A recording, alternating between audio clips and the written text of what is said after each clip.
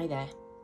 This is a really lazy video today, so I can only apologise for that. I'm using my front camera. I'm not using my tripod or my microphone because, to be honest, I'm feeling really demotivated at the moment, but I really wanted to get a video out there, so here we go. I apologise.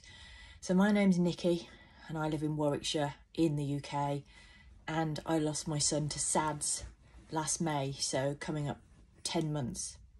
Today I wanted to talk about how many children have I got now? This to us grieving parents is an incredibly painful question, but inevitably one that will come up in conversation. I suggest you rehearse what you're going to say to this if you're new to grief, because it is going to be really painful and it will catch you off guard, I promise you.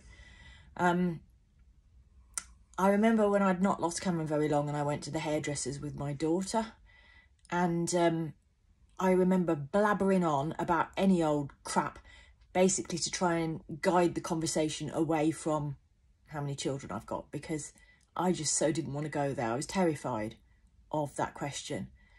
But that question will come up because it's a completely normal question. We get asked that throughout our whole lives, and for the last 16 years I have happily said I've got 2 children, a boy and a girl, which to me I always thought was perfect, and I always felt so lucky.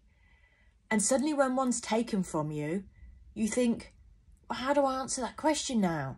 How many children have I got now? Because I suppose legally and biologically, Cameron doesn't exist on this planet anymore. So the answer would be I only have 1 child now.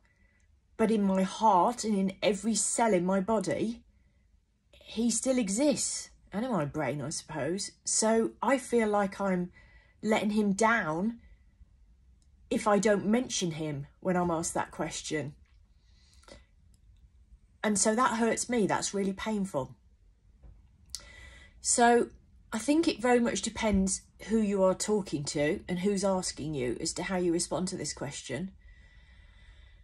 If it was just a quick conversation with a stranger, I would probably answer, I've got a daughter.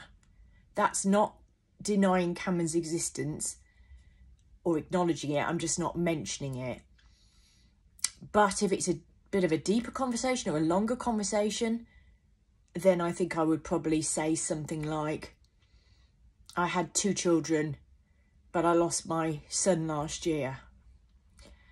And you also have to be prepared for people's response, because people are usually quite shocked when you mention this. So if they don't know you and you mention this, they're going to be a bit shocked. They're going to be caught off guard, and they often don't know how to respond to it. So they stumble a little bit and then quickly move on, which you might find upsetting. Obviously, if it's people I know or I haven't seen for a while, or, you know, who matter to me, then, well, they probably already know by now, to be honest. But if they didn't, then I would definitely tell them what happened. So the bottom line is you have to say what's comfortable for you and what suits you and what's right for you. And that might vary from day to day or hour to hour. So one day you might feel like acknowledging what's happened to someone and speaking about it because you want to share your pain, and you don't see why you shouldn't have to mention it. It's part of your life. It's a very key part of your life. But other days you don't want to talk about this dreadful pain with people you either don't know or don't know very well. And that's okay. You can say what you feel comfortable with in that moment. But as I said, if you're new to grief, I would kind of rehearse what you're going to say, because you will be caught off guard by this question, and work out what's comfortable for you to say, what you feel comfortable with. I was speaking to a lady who I know, who lost her son a long time ago, over 20 years, and I asked her, how many children do you say you've got? And she instantly said, I always say I've got 3. That includes the one she lost, by the way, because I strongly believe he's still with me in some form. He's still here. And whether that's we're just saying that to ourselves to comfort ourselves, or whether we really do believe they're still here, and that's a personal thing, I think that's incredibly relevant. And at the end of the day, people you're speaking to might be a little shocked, might be a bit upset, but they'll go on with their lives. So it's what works for you and what works for your mental health that's really important.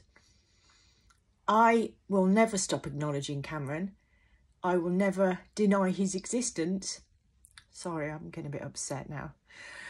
Because he is and was so important to me.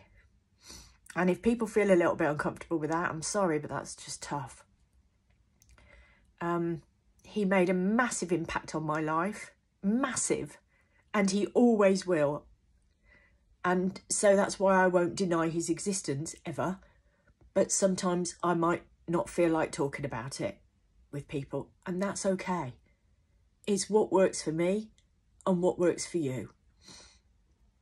I hope this helps.